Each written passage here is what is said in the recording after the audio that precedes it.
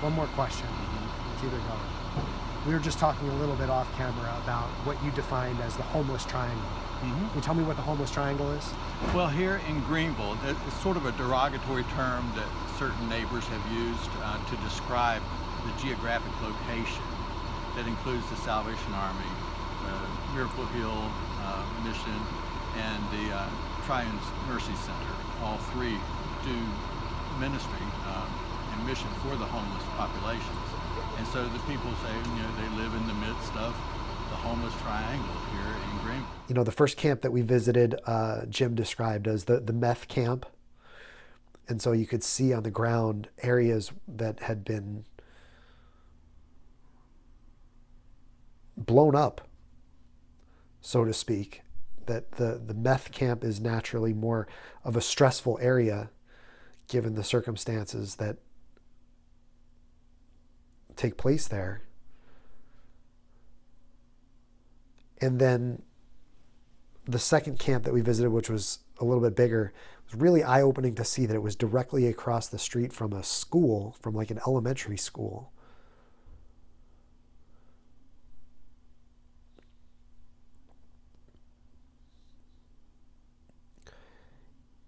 And it was really interesting and really valuable to me to be able to hear from Jim quite a bit about his experiences and about how he approaches his job and about how carefully and about how deeply he cares for all of these individuals who live in these communities. A song will take you back, and so we'll take guitarists with us, and we'll get singing songs with them, and to watch the people's faces as they go back to where that song was in their life. It's common ground, and that's a wonderful ministry. Finding what we can do together and just doing it with. See, when I started, I thought it was about me doing something for someone, and the truth is I've found my spiritual gifts, I've found my peace, and my joy has been fulfilled in some of the people that I always thought were in my way. I didn't realize that that's where my purpose was. That's where my joy was. Loving my brother and sister. I feel more honest and open with that gang out there than I do some of the boardrooms in here. It's a more honest environment. There's no hiding anything because it's all in the open. But what I didn't realize is how much it would change my life and change the appreciation I have and change my awareness. Now with that, there's suffering. I get sad about things because I see it and know it's there, but I also get happy. I see the guy that gets his GED, I understand how big that is, or that job with that pair of boots we bought him. That job is huge. I understand how huge it is. I didn't understand how huge it was before. So that's what surprised me probably most out of it after 9 years, is how much it's improved my life and how much of who I am in Christ I've discovered in just trying to love my brother and sisters, just trying to find that common ground. Can I ask you one more question while we're here? Yeah. You talk about honesty and openness and love and building the relationship and everything, but a lot of people watching what I'm doing today naturally may be worried or frightened, not necessarily for you and me, but for people's safety. Yes. Do you feel unsafe? Have you felt unsafe going out there? How do you deal with your personal safety? Yeah, that's a good question, and I have to tell you, that's why it's important that people that really want to help support the agencies that already have the relationship.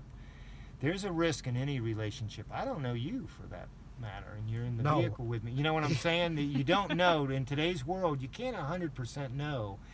But the agencies that do this, yes, I'm with you. Yeah, but with the agencies that are out there daily, we've got relationship with and are and earning that right to. But there's a risk in that, and someone that's doesn't know who they're talking to and dealing with should not take that risk.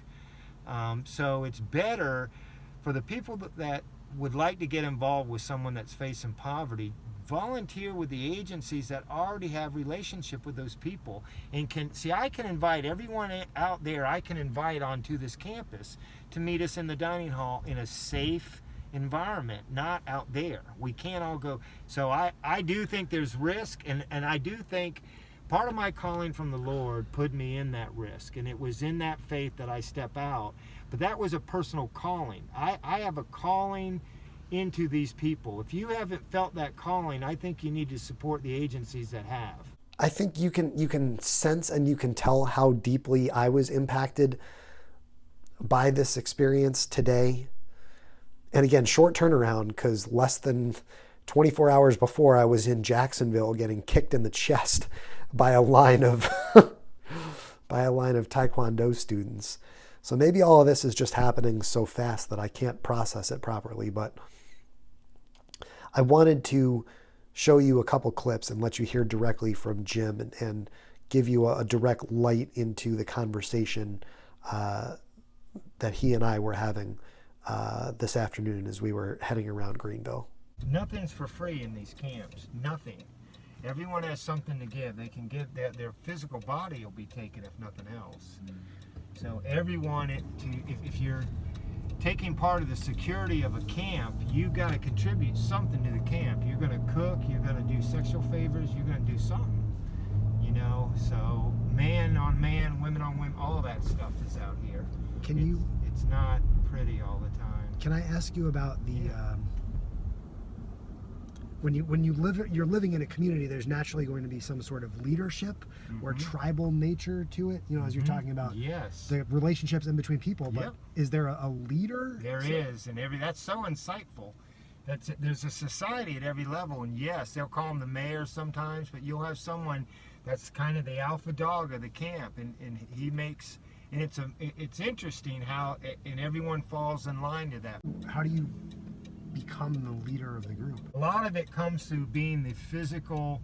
There's a physical aspect to it and holding people accountable. See, the thing is, no one fight makes or breaks who the camp's following.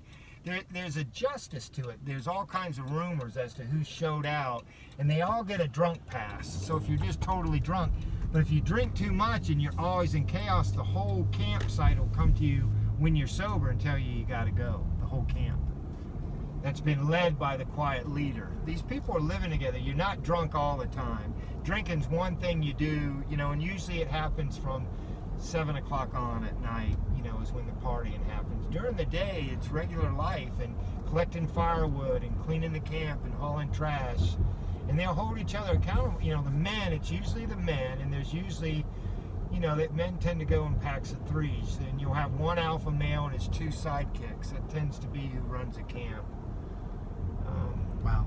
And they just kind of naturally come out like how do any leaders come out, I guess. Heavy day. I mean, this was one to remember for numerous reasons. Learning today firsthand about that side of Greenville that you don't see in the marketing materials. That water tower always lets me know that's kind of at the base of where our folks are. So every time I come in and see that water tower, it lets me know they're there, you know. The people like Jim who are working every day are a perfect representation to me of what the spirit of Greenville is really about. Stay tuned. We got 1, 2, 3, 4, 5, 6 more states to go. And I'm just a wee bit tired. 2017 Salvation Army Fight for Good tour. Pushing on.